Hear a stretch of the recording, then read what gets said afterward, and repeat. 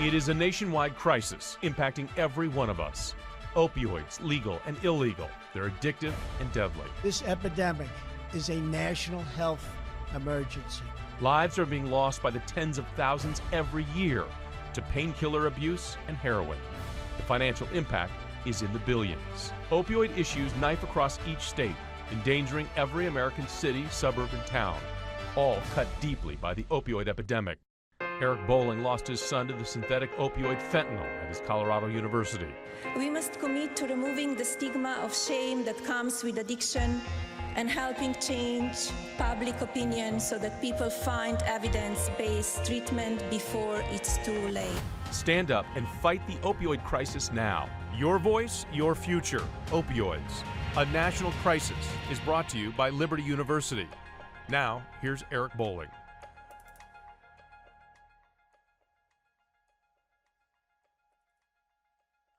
All right, well, welcome to beautiful UMBC. That's University of Maryland, Baltimore County, affectionately known from here on out for the next hour as UMBC. I want to say thank you for joining us. This is our 9th Town Hall, Sinclair. We've been going around the country. 9th Town Hall on opioids. We'll probably do 4 or 5 more all over the country. Last week, we were in Las Vegas and Seattle, and today we're in Baltimore County. So we have some great guests tonight. James Carroll, the director of the National Drug Policy, is here. Steve Shue from the Maryland Opioid Command Center. Baltimore's new police chief, Michael Harrison, and Sheriff Jeff Gaylor. We're going to start first, though, from the State House in Maryland with our own Chris Papst, who sat down with Governor Hogan and Lieutenant Governor Rutherford. Watch this. So, as far as the date is concerned, Maryland is in the top 5 for opium and opioid deaths, and this was the first state to have a state of emergency that you guys declared. What has been put in place, and how effective has it been? Let's start there. Well, look, this is a terrible crisis that's impacting, states from all across the country. We were the very first ones to get on top of this when Lieutenant Governor and I were running for office. We brought this to everyone's attention because as we were going around the state, everywhere we went, in every single community. Right. Didn't matter if it was a large city, a small town, suburban areas. Everybody said this was their #1 problem. And it was a little bit shocking back then, no one was talking about it. But we decided to focus on it and shine a light on the problem. As soon as I was elected, I appointed him to chair a task force that held big hearings all around the state to get input. How many different recommendations did you come up with? We had 33 recommendations ranging from prevention and education to treatment, recovery, awareness and stigma reduction to law enforcement.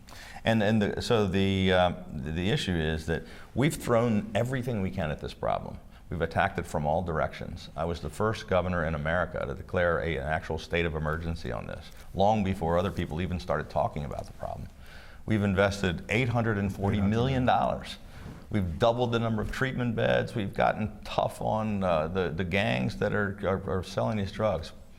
There's good news and bad news. The bad news is because of fentanyl, it's continuing to be a terrible problem that's killing far too many Marylanders.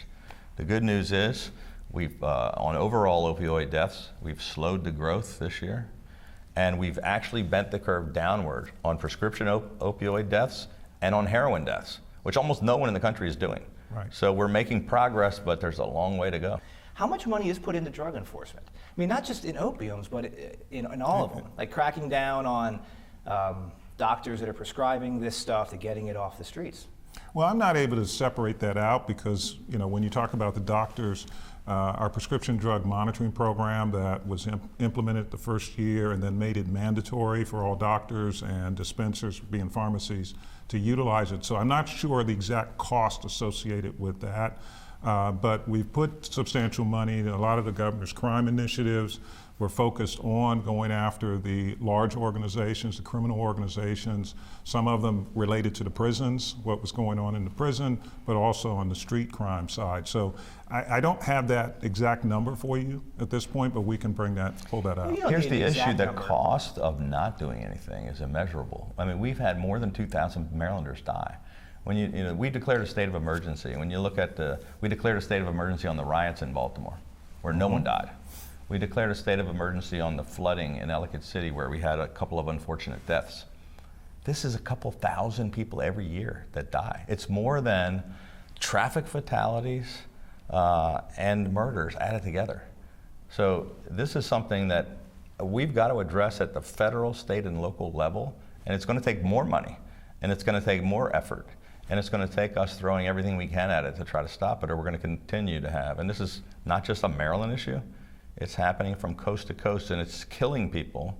It's tearing apart families and communities, and it's not going to be easy to get out of it. And there's also the medical community part. Yes. And there's a lot of money to be made by the drug companies and also by the doctors prescribing this. How do you get to the root of that problem? Well, we're making real progress. So we've made progress on prescription opioids, which about 80% of the initial heroin usage came from prescription opioids. We've cut that down.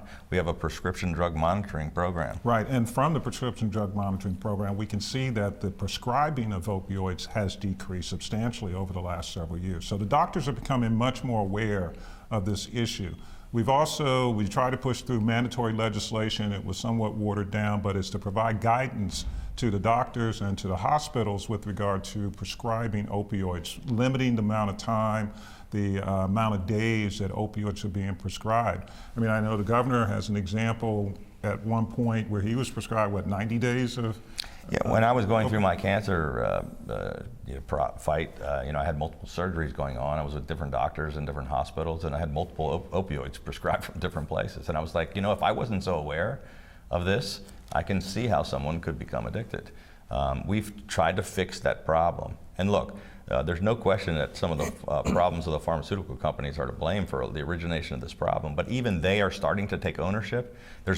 People are so much more aware of the problem, and they're trying to develop a new generation of painkillers that are not opioid-based, that don't have the same addictive qualities. Unfortunately, it's difficult to find the things that work as well. So we're making progress, but that's a big part of the problem. You had mentioned that this is a local, a state, and a federal problem. You also mentioned fentanyl. Mm-hmm. Much of the fentanyl in America does come across the southern border. And right now there's a fight over what to do in Washington with the southern border. Yeah. With knowing the damage fentanyl's doing, knowing much of it is coming across the southern border, where do you guys stand on the border wall issue? Sure. Well, first of all, most of the fentanyl comes from China, and most of it comes through the U.S. mail. But some of it does come across the southern border, which is why I've been very strong on increased border security. I actually proposed a solution that I couldn't convince the president and the Congress to go along with, but I came up with a solution to actually push for the $5.7 billion in additional funding for the border security without this petty argument over whether we're going to call it a wall or not. So the president promised that Mexico was going to pay for the wall. Then he was going to try to get Nancy and Chuck to pay for the wall. They said, we're not going to pay for any wall. The Democrats supported border security under President Obama, but didn't want to pay for it under President Trump. And it's just absurd. All right, thank you, Chris, and thank you, Governor Hogan and Lieutenant Governor Rutherford. Now we're here on stage with James Carroll. He's the Director of National Drug Policy for the Trump administration, and Steve Hsu, Director of Maryland's Opioid Command Center. Director Carroll, I think we can call you Drug Czar. Can we do that? Please, Drug Czar works. Because you are overseeing quite an operation. Tell us, what is the state of affairs with the the national drug policy? At our office, we do have the oversight of all the federal government efforts and the bottom line is all of the efforts are dedicated to one cause that the president cares about, which is saving lives. At the end of the day, that's what matters, is we have to save people. And we do that through a variety of methods. We spend about $34 billion in the US on this issue, almost dead even split between law enforcement, interdiction, and treatment and prevention. And so that's what we're focused in on. When I took the job, the president said to be relentless, and that's what I'm trying to do every day. Great. Give us some ideas of how you're spending the $34 billion. It's a variety of things, and I'm really happy to say that they're paying off. One of the things that we're doing on the law enforcement side is directly out of the White House, we're funding our high-intensity drug trafficking areas. We're sending about $300 million to communities to get together to focus just on law enforcement efforts, state, county, local, federal law enforcement, coming together, working as one to go after the highest level drug traffickers. So, if you know my story, my son passed away as a college sophomore at University of Colorado. He took a Xanax pill that was laced with fentanyl. He didn't know. He never woke up. Fentanyl. Now you tell me you're making some headway into the fentanyl coming into America. How are you doing that? First off, it's through the leadership of the president. At the G20 down in South America at the end of last year, the president got a commitment from President Xi of China to do class scheduling of fentanyl. Almost all of the fentanyl that's coming into America originates in China. It either comes directly to the U.S. through mail, or what's happening more and more, it's going to Mexico and then coming across our border. So we got the president of China to agree to up the law enforcement activities there. One of the other things that we're doing is, and we just announced this at the White House about 2 weeks ago, is a prize challenge, $1.5 million prize for people to develop better technology at the border, at mail facilities, to be able to sniff, to detect fentanyl when it's coming in, so that people know. And it's desperately needed. And you told me about a big amount of fentanyl that you've uncovered and gotten off the streets. Just recently, about 2 weeks ago, and again, it's part of this task force that we have. It was in Arizona. It was someone who had come across where there's no wall, came across the border wearing a backpack with 29,500 pills.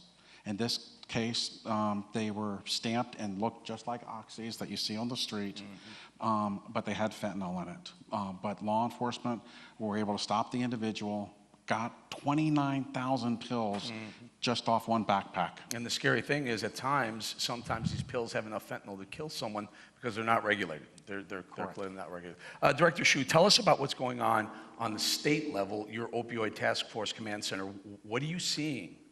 Maryland's been hard hit by this crisis. We're probably, on a per capita basis, the 6th or 7th hardest hit state in the country, and it's a lot about fentanyl, as we've just discussed. Fentanyl is essentially synthetic heroin, but 50 times at least more powerful, incredibly deadly, very compact. Where's it coming from? It's coming from China, either the precursor chemicals or the finished product I get that, but itself. how's it getting to Maryland? Every imaginable way. Mostly overland. It's so compact and so easy to hide that it can come through the mail, through automobiles, hidden in compartments. What our audience may not know, and again, the reason why we're doing this is we're trying to create awareness, trying to lift stigmas. What you don't know is fentanyl, 3 or 4 grains of salt amount of fentanyl can kill a 200-pound man. Well, and that's why upwards of 90% of all opioid-related fatalities today and cocaine-related fatalities today are related to fentanyl. The dealers are adulterating every imaginable drug in their inventory with fentanyl because it's cheap, it's powerful, and it's easy to hide. And what I'm hearing also, there have been deaths. My son was one of them. Actually, the same weekend my son passed away, there was a Navy commander whose son was 19 years old, also from the Denver area, died of a fentanyl overdose, also buying a Xanax on campus. It was likely the same dealer, the same batch of bad stuff. Do we need fentanyl? There is a legitimate medical use for fentanyl. It's been an available FDA-approved product since, I believe, the late 60s. It's used for very sick and suffering cancer patients, usually delivered by patch, sometimes by lozenges. It's not very often that legal prescription-grade fentanyl is diverted into illegal drug markets. It happens, but it's rare. It's this illicit basement mix fentanyl that is the actor in all these fatalities. And Director Carroll, Chinese, you point out the Chinese. I think the number, I believe, is somewhere around 90% of all the fentanyl produced in the world is produced in China. And then some number like 90% of all the fentanyl consumed in the world is consumed by Americans. Yeah, I mean, what I can say publicly is that originally it certainly was being produced in China, but now publicly I can tell you there's been at least 3 production labs, synthesis labs in Mexico for fentanyl. And so the precursors are going to Mexico, and it's now being produced there. We can't take our eye off any place, because if we squeeze hard enough one place, it will pop up someplace else. Is this a national health crisis happening right now? like we've never seen before, I believe. And we need the entire U.S. government approach. But at the end of the day, it's really a local issue.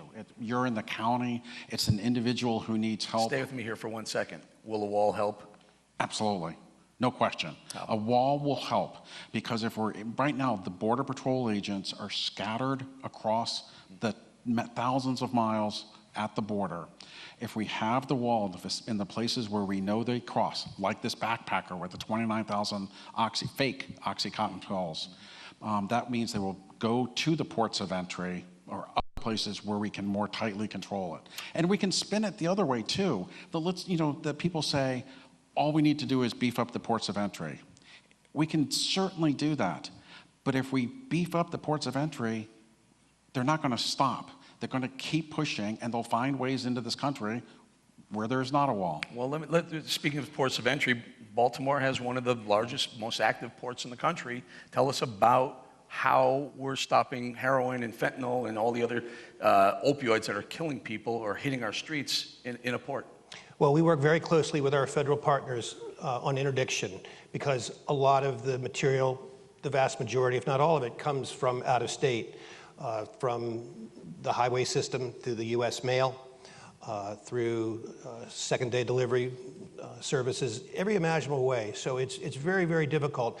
And that's why, while interdiction has a role to play, it's extremely important to expand treatment options to help people get into recovery. But even more important than that, I believe, is education, preventing people from becoming addicted in the first place. And that's why I really applaud you for taking the lead on organizing these town halls and getting the word out so that young people learn to stay away from these drugs in the first place. We're going to delve a little deeper into that, the education, raising the awareness and lowering the stigma to addiction and opioid use. But Director, I want to just ask you one more question. A lot of people point to, as Director Hsu pointed out, the FedExes, the UPS as delivery mechanisms, as distributors of these illicit drugs. Are we leaning on them hard enough? Are we asking enough questions to them? We're leaning very hard. We, in fact, have formed an initiative at the White House, working with the National Security Council. We have brought them all in now twice, and I'll be leaving in 3 days, actually, and jumping on a plane to go to Kentucky to visit one of the facilities where they're actually checking it as it's coming in through the private carriers, and so it's important that we lean on them. But they want to also. This is easy for them. Not only do they want to do the right thing and stop it from coming in, but as we were talking about, fentanyl is so deadly, they're worried about their own employees being exposed. I have literally only time for this answer. We talk to the DEA. Right. We speak to you. We haven't spoken to the FDA. Do we need fentanyl?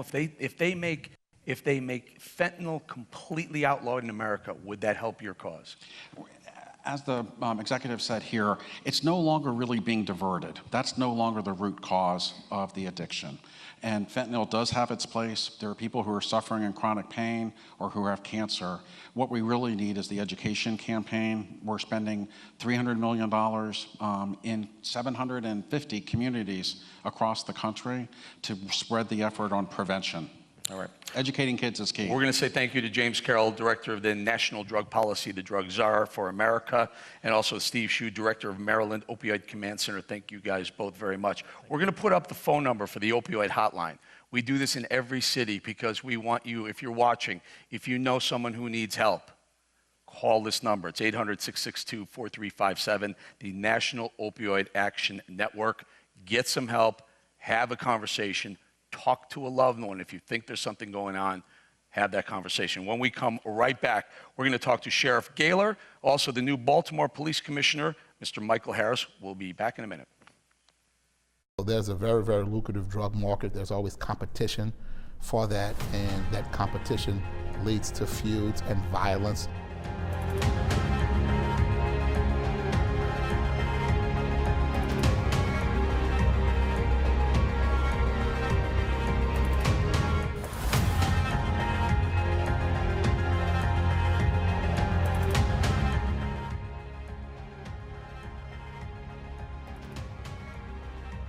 All right, you've been watching shots of the beautiful UMBC campus in Baltimore County. We want to say thank you to them for hosting us.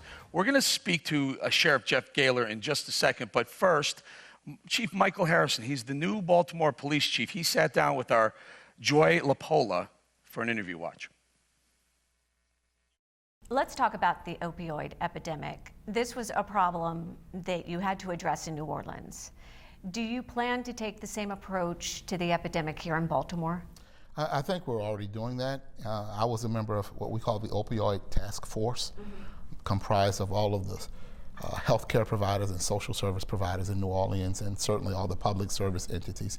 And it was led by the health department in New Orleans. And so, yeah, we took the same approach. We equipped all of our officers with Narcan, taught them how to apply it, and then we made sure we were clear on, we were going after drug dealers, certainly in a strong way, but we were not over punishing people who were simply addicts. And so when we came across scenarios that we really believed people needed treatment rather than enforcement, we wanted to take that approach. And so we did that in New Orleans, but still making sure we were very strong about people who were dealing drugs, which is kind of causing the addiction and the lucrative drug market leading to the violence. So we were really strong there, but we really took a collaborative approach with the health department, who took the lead on it in New Orleans. And I believe there's a similar model here to make sure we're not over punishing or penalizing people simply just for being addicts who need medical treatment. Right. How does the epidemic affect crime overall? Well, people have to get their opioids from somewhere, whether it's illegal prescriptions or whether it's buying it on the street, whether it's pills or whether it's heroin or something else. And so there's a very, very lucrative drug market. There's always competition for that, and that competition leads to feuds and violence.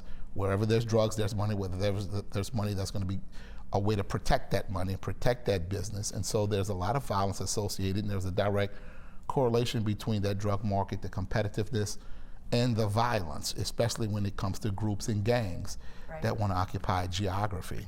And so we've always studied that across the country, that correlation. And so we're working to eradicate that and root it out and make sure that we can, number one, stop drugs from coming in.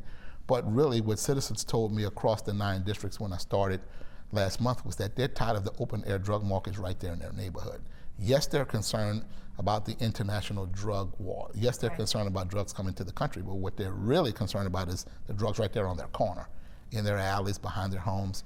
And so we're working at every level here at the Baltimore Police Department with our local, state, and federal partners to have investigations to identify and eradicate and go after the individuals selling drugs that are, number one, causing these addictions. They're tearing families apart, and they're ruining the fabric of our society because it's become so lucrative, so violent, and it's such a competitive market that it's all tied together, and it's certainly causing people to have an eroded quality of life in their neighborhoods.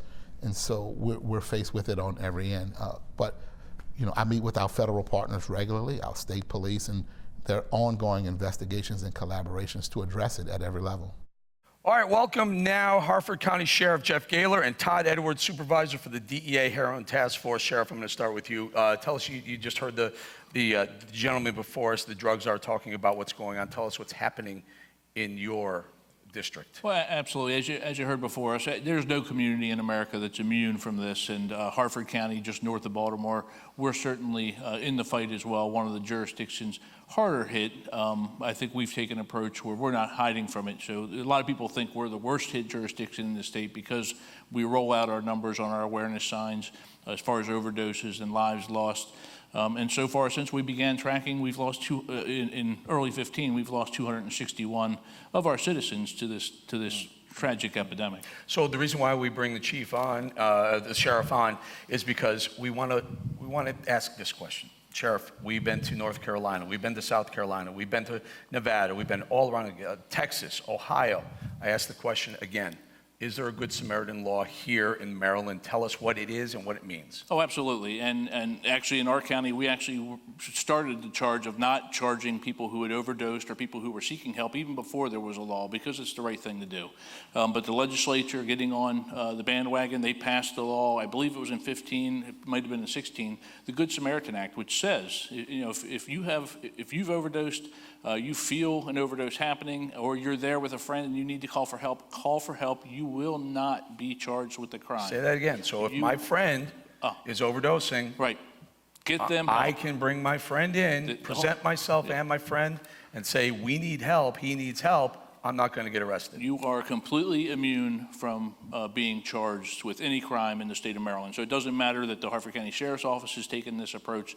The legislature has protected those people, and that's the way generally the police want to help. They want to overcome this, and like us, they're targeting the dealers for sure. Honestly, I think this is one of the most important things, one of the most important changes that law enforcement has done to combat the opioid crisis.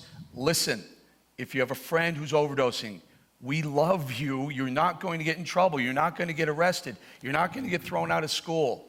You're not going to get thrown off the football team, likely. Get some help. Todd, tell us about, you told me a couple of stories in the break. I want to hear those stories. I think people need to understand how prevalent this situation is. Yeah, so once again, thank you for having us here. First of all, we did a case a couple years ago which had basically everything that we've talked about.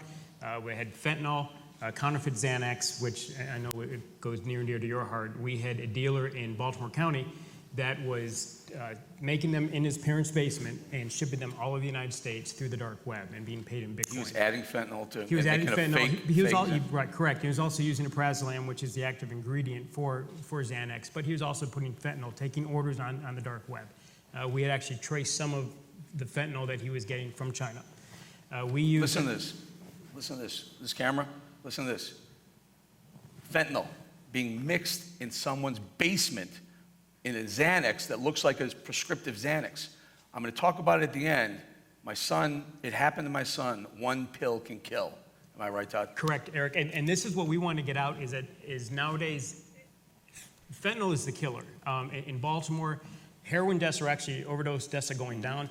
Fentanyl is skyrocketing. And it's going to be like that all over the nation. And dealers don't care what they're doing to everyone. They don't care if people die.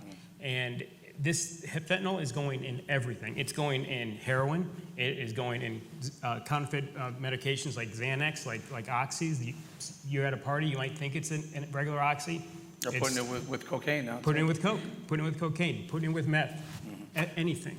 Sheriff, tell us the change. Have you seen a change in how people are using these drugs? Oh, absolutely. And we send out a drug investigator on every single overdose, and that's two-pronged. We want to target those dealers. I want as much information to go after them as possible, but we also want to steer that person toward treatment and help, God willing, they had survived the overdose. And we are seeing, just what you heard, more and more fentanyl. And the addiction is such a powerful thing to try to overcome for those who are not just an accidental overdose, but truly suffering from addiction. It's so hard for them to try to overcome that they're actually looking for the harder drug. If they know something has a synthetic fentanyl or carfentanil, they want to buy from that dealer. The craziest thing I've ever heard that I've learned, and again, I'm becoming an expert at this, which I clearly did not want to be. The craziest thing I've ever heard is if a dealer sells a drug to an addict or to a user and they die, the dealer becomes instantly more popular. That is 100% correct. That is just a scary concept.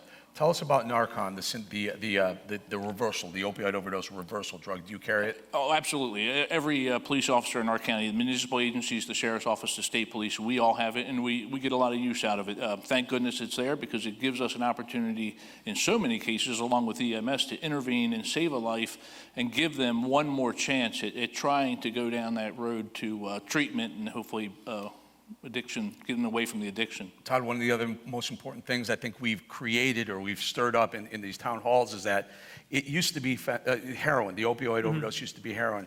Now it's anyone, almost anyone you talk to. I'm a TV host. We were in Las Vegas with a performer. It touches just about everybody. It touches us. It touches federal officers. We have federal officers who have been impacted personally through their family and with overdoses.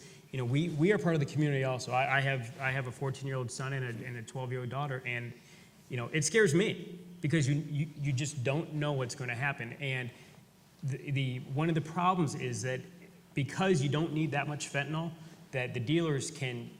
It doesn't take a lot to get someone high or to kill somebody. That the profit margin is incredible, and that's what's driving it. And in places like Baltimore, I've worked for almost 24 years, that drives the violence. I'm going to say it again. You're not going to get arrested if you show up, you present yourself or present someone you love or just friends with if they're overdosing. go to the hospital, go to the police station, go get some help. Just make the call and get some help. I'm going to say thank you very much to the sheriff and also to Todd Edwards. Thank you guys for joining us here. We're going to come back with Nick Alba. Dave Bratt's going to be here, good friend of ours from Liberty University. He'll be here a little bit later, but we're coming right back with Nick Alba. Stick around.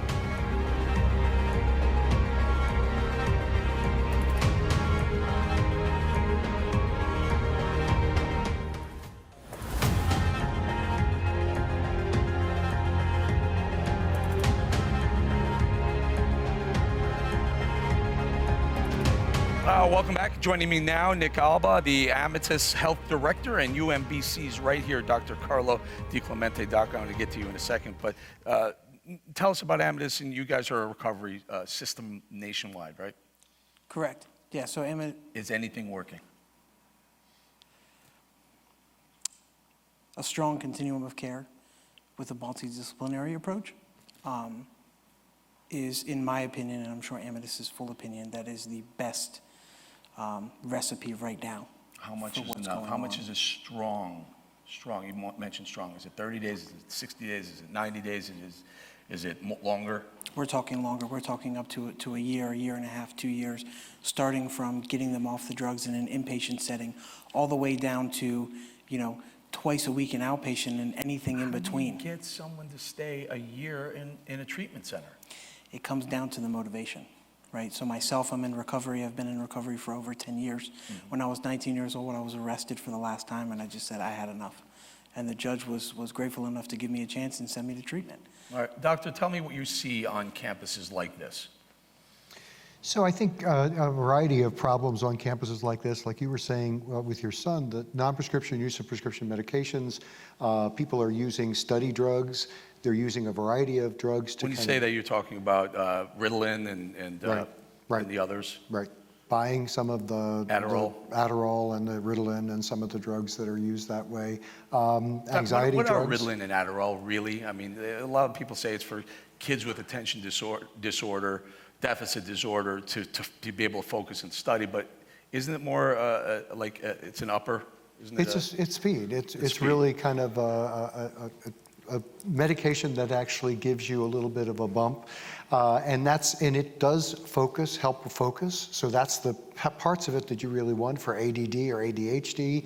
It does help people focus and to calm down and to do a little bit more planning. For people who don't have ADHD, it's much more of just an upper that allows you to kind of focus, stay awake a little more, be a little more engaged in your activities. But there's a payment, so you crash afterwards. Mm-hmm. And that's really the biggest problem, is that you can do that for a while, but you can't do that for very long.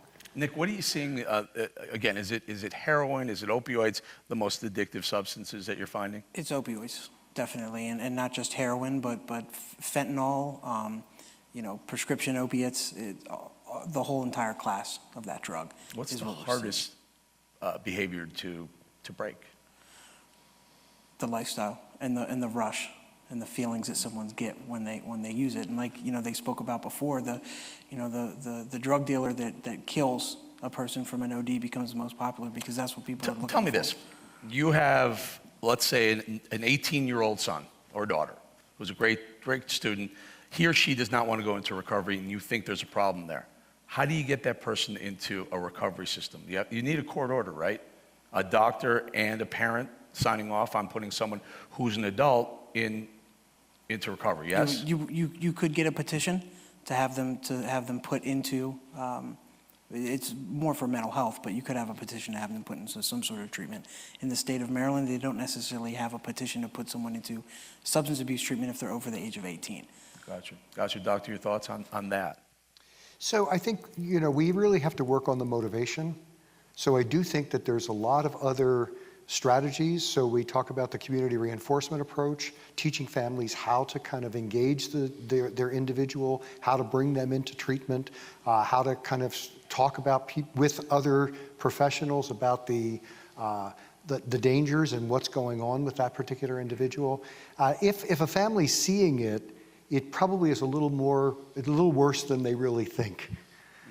because normally you can hide a certain amount of this. When people start recognizing and seeing some of the things, then they begin to realize that there's a problem. Can you tell our audience about Noxolone or Narcan? Sure. I mean, I think that because we are dealing with people who are addicted, and when you have an addiction, it changes the brain. It changes the way people function. It changes the pleasure and stress mechanisms in the brain. It reduces their self-regulation, and it takes over their lives. So people do things. We're doing a project with pregnant women, and it was really interesting to hear the woman talk about, I tried to get off when I was pregnant because I wanted to protect my baby. And then after a while, I just couldn't do it. So there's a sense that there's a loss of control. And so when that's happening, it's very difficult for the individual to make good choices. So that's where you need the support, you really need the structure, and you need to do harm reduction. So this person who's not making good choices, you want to have them at least alive for another chance. So that's really what you want to do with the Narcan. Nick, talk to us a little bit about this. And again, I'm doing this for the audience to understand. If you go into recovery, a lot of people, a lot of addicts or people who are suffering, when they leave recovery, they die because their body is not used to doing the same amount of drugs that they did on the way into recovery. Is there a way to follow these people, make sure they're not jumping back into the levels that they were prior to coming into recovery? Of course, and that comes with general follow-up and calling them, twice a week or once a month after a while and checking in on them and seeing how they're doing. A lot of our treatment facilities and other treatment facilities offer alumni support once a week and family support in order to, like he said, the community integration and bringing everybody together, because it's not just the person who's suffering. As you know, it's the family as well. Don't I know? A sponsor, in AA there's a sponsor, where if a person feels like they're going to take a drink when they shouldn't, they call the sponsor and the sponsor says, stop, I'll come help you. Right. Is there anything like that with drugs? Yes. So there's 12-step programs, along with Alcoholics Anonymous, that look at the drugs as well, because that's becoming more prevalent over the years. And being in recovery, it's not just the alcohol, it's not just the drugs, it's the disease, right? So there's a lot of things coming out about gambling addiction, about sex addiction, about video games. Being addicted to video games is the brain disease that's coming out now. It's not just the drugs. Doctor, this is an important topic. I think a lot of people have been doing recent studies on what is triggering the addiction. Is it our cell phone? Is it our constant need to look at something, get support, and get more views or more tweets or more retweets that gives us pleasure zones that resonate? And if we don't get it here, we're going to do it by taking something? So I do think that behind some of this is what I call kind of a crisis of meaning. I think that for the addicted individual who is kind of searching for the high, they're searching for something. And I don't think it's the high, because basically what happens with addiction is the high wears off, and you don't get, people who begin are not, for the certain reasons of getting high, are not the reasons that they actually continue. They continue to avoid withdrawal. They continue to feel normal. They continue to kind of have a sense that, and why they're looking for this next high, why they'll buy something that killed somebody else, is because they're not wanting to be just normal. They want to be more than normal. They want to have that, they want to recapture that high, just like people in gambling want to recapture the win. That's why they're using the fentanyl. Very quickly, is marijuana a gateway drug to harder drugs? In my belief, yes, it is. It is. And not only just because of the feeling that you're chasing, but along with that, it's the people that you're surrounding yourself with, right? So for myself, in my personal story, marijuana was the first thing I did with the group of friends that I started to hang out with. And they were the ones who introduced me to the other drugs, the harder drugs, that got me to where I was when I was 19. You see this in recovery too? All the time. That marijuana was the gateway. It's a causation, not just a coincidence. It's very rare that you see someone who the first drug they ever did was heroin. What do you think, Doc? So I've actually done a lot of smoking research. So smoking was considered the gateway drug a long time ago, that it was tobacco that got in. And we've done some work looking at Maryland teenagers and looking at what they do. Many of them, if you start using, the big issue is if you get past one substance and start using another substance. So we know that kids that smoke, 80% of them or 70% of them have tried marijuana. Of the kids who use marijuana, many of them will try a different kind of drug. So I think there are different paths in. I don't think it's necessarily just marijuana, but I do think that as soon as you go past that, you break the barrier and you start getting your brain associated with different chemicals. I only have less than a minute. Yeah. Let me stay on this for the topic of smoking, vaping.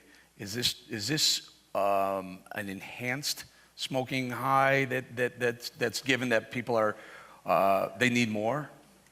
So again, all of these substances change the brain. So nicotine is an addiction. I mean, it's an addictive substance, and when you kind of get addicted to nicotine, you have some of the same things that happen in other addictions. Is vaping delivering nicotine at a higher dosage and quicker? Yes. So some of these substances, some of these vaping tools deliver a pack of cigarettes in a pod. The whole pack? You have a whole pack of nicotine in one pod of the vape. So yes, you have to really be careful with that because you don't know exactly. It also is unregulated. So we don't know what's in there. We know that people are using some of these things for marijuana. We also know that it can be adulterated. So there are that's why prevention is so really very important. We're going to leave it there. We're going to say thank you to Nick Alba and Dr. Carlo Di Clemente. Get some help. You need help. You're watching this. You got a friend, you got a family member, you got a coworker. They need help. Get some help. Don't wait until it's too late. All right, we're going to come back with Liberty University's Dave Bratt, also a good friend of mine for a very long time. We'll be right back.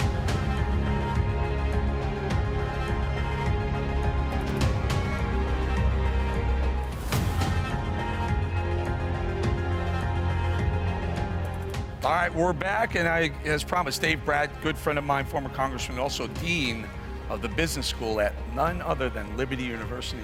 If you see the logo right behind Dave Bratt's head is Liberty University. Liberty's been just fantastic sponsoring these opioid town halls. Give us an idea, give us a sense of what you're seeing. Now, you're around classrooms a lot. Yeah. You have a lot of students. What are you seeing? Yeah, well, Liberty is just a great community. It tees off of what you guys were just talking about. One of the gentlemen just mentioned a crisis of meaning, and at Liberty, we take that seriously. And so the issues, when I was in Congress, you see when it comes to recovery, the sheriffs that I worked with were the superheroes that I worked with. And the people that have an immediate need, when they're in crisis mode, that's an issue. I had parents come to me in terrible conditions. I don't know where to go. And that's a big issue. Well, the one place they can go is the sheriff, the community organizations, the church, et cetera. But the sheriffs are positioned, they have hundreds of beds. But none of the federal funding is getting down to recovery with the sheriffs yet. They're running hundreds of beds. Carl Leonard in Chesterfield County is New York Times award-winning programs. They're funding it out of a normal sheriff's budget. Mike Wade in Henrico County, same thing. And so we had the Cures Act in Congress. We passed as $1 billion out of about a $6 billion bill. Half that money went to opioids and to the states, and then state money still doesn't make it down to the localities. Well, the localities are the folks who can make a difference. The community organizations, Liberty University, the churches, the sheriffs. And I think we got to do a better job of getting the $1 billion, right? At the state level, it's in the tens of millions. It's not enough to do it. And your other speaker said the time frame we're talking about is a year. Well, all the funding formulas are tied to about a 30-day max. Yeah. And so how do you scale up? If this is a national tragedy, how do you scale up care and recovery and concern for people? And it's obvious that the church is going to have to play a key role, the family's going to play a key role, and we better figure out how to scale up the solution for recovery, because it has to last that long. And Liberty University, of course, that's what we do. Our students study these issues. We live in a faith community. We're proud of that. We believe in second chances for everybody. And our community comes together to support events like this. The President of the United States and Melania, is the First Lady of our country, is helping out and did a great town hall at Liberty. And then our president at Liberty and Becky, our First Lady at Liberty, are spreading the word. Huge supporters. In fact, last week we were in Las Vegas with the First Lady. Yep. And Jerry and Becky Falwell flew all the way out to Las Vegas and sat on a panel with us, and we talked about faith, how my faith has been rocked since our tragedy. And it was amazing to be able to talk to them. Great. You were in Congress. It's one issue, I think, that is, it's probably the only issue that's nonpartisan. Right. Nonpartisan. Right. People realize Bills passed. This is a big huge problem. Right. Bipartisan wins. We all get along. We all want to help people. When someone's in crisis and need, your heart goes out to them. I had town halls on the issue as Congressman. We had people come from women's centers and young girls, 20 years old, testifying to their life ravaged by not only drugs, but everything that goes with it. And it just tears your heart out. And so, yeah, we had bipartisan agreement. The bills passed overwhelmingly, and it's not just the money. We need to set up in our communities, organizations, take the stigma away from these kind of things. Dave. That's so big. Right. So how do your Liberty Christian University? Is there a stigma for opioids with opioid use? If someone presents themselves and say, "I have a problem," will they get thrown out of school? No, absolutely not. I mean, at Liberty, I've been so overwhelmed by the love there, and that's what has to come out. And at Liberty, the students, there's not a judgmental bone since I've been there. Everyone's been welcoming to me. They're warm. If people have problems, we believe in second chances. And it's that's not what, just Liberty, though. And granted, yes, everywhere we've been, we've talked to people, we've talked to lawmakers, first responders, people from the institutions, the colleges. 100% across the board, you're not going to get fired, you're not going to get thrown out of school, you're not going to get arrested. You had a problem, talk about it, make a phone call, you'll get some help. Right, and that's more the issue, that the parents didn't know of the young ones. They're stunned in disbelief, and it's more a matter of education, what you're doing. The power of these drugs is unimaginable. The average person that doesn't know about it, hadn't been educated yet, cannot comprehend the power of what's going on with this fentanyl. And one time, and tragedy strikes. And so that's the part we're doing now is just getting the word out. And I mean, I'm the dean of the business school, and I was pleasantly surprised to see the chairman of the Federal Reserve this week on 60 Minutes, right, and saying, it's not just a crisis of meaning, but this is showing up, the meaning shows up in the workforce, the skills mismatch, people unemployed, depression. And he said, we have a cultural problem. This is a massive cultural problem. And so K-12, I think we got to do a little bit better instead of just teaching to the test. It's amazing. It's amazing. We have people, first of all, we've had people call our stations or email us and saying, we quit because we watched the town hall, and keep doing that because this is getting the word out. But think about this for 1 second, Dave, and you can weigh into this. 72,000 people died of overdoses last year, mostly the opioids. That's like flying an airplane into a wall every single day filled with 200 people and everyone dying every day. Do we have enough funding to fight this crisis? No, I don't think so. And the funding that we have it gets trapped at the state level, right? And so you had the drug czar here. But the drug czar is just the drug czar of federal dollars. And then our government was never intended at the founding to be all up in one city in D.C. with a $4 trillion budget. That wasn't, and it's showing up here. The failure is showing up because the logic isn't, there's not a czar over the state strategy, which should be huge. And everyone on the stage here today said the locality is what really matters.